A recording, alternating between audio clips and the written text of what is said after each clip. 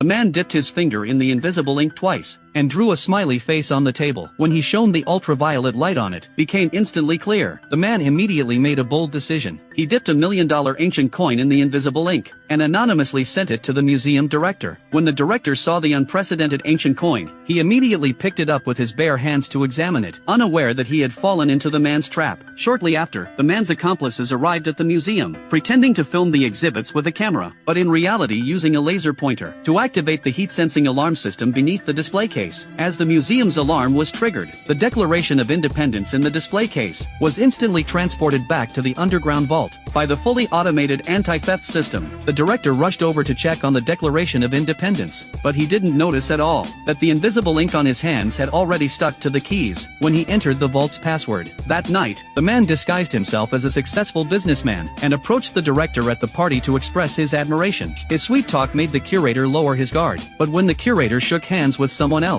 he swapped the curator's wine glass with his own. He then slipped into the restroom, applied fingerprint extraction solution to a medical cotton pad, and placed it in a sealed bag with the curator's wine glass. The curator's fingerprints became clearly visible, and the man immediately put on a simulated finger sleeve to take an impression of the curator's fingerprints. He successfully used the director's fingerprints to unlock the elevator, and smoothly reached the underground vault. The man opened the vault's password keyboard, and took out an ultraviolet light. He clearly saw the letters the director had pressed on the keyboard. He relayed all the letters to his hacker accomplice, successfully deciphering the correct sequence of the vault's password. As the man entered the password, the 10-ton vault door successfully opened. However, just as the man was about to steal the Declaration of Independence, and quietly slipped out of the museum, the curator noticed the suspicious man. But even after the man left the museum, the curator did not stop him. It turned out that the curator also wanted to know if the back of the Declaration of Independence really contained the legendary treasure map. So the curator and the man reached an agreement. They laid the Declaration of Independence on the table, and the man dipped a cotton swab in the developing solution,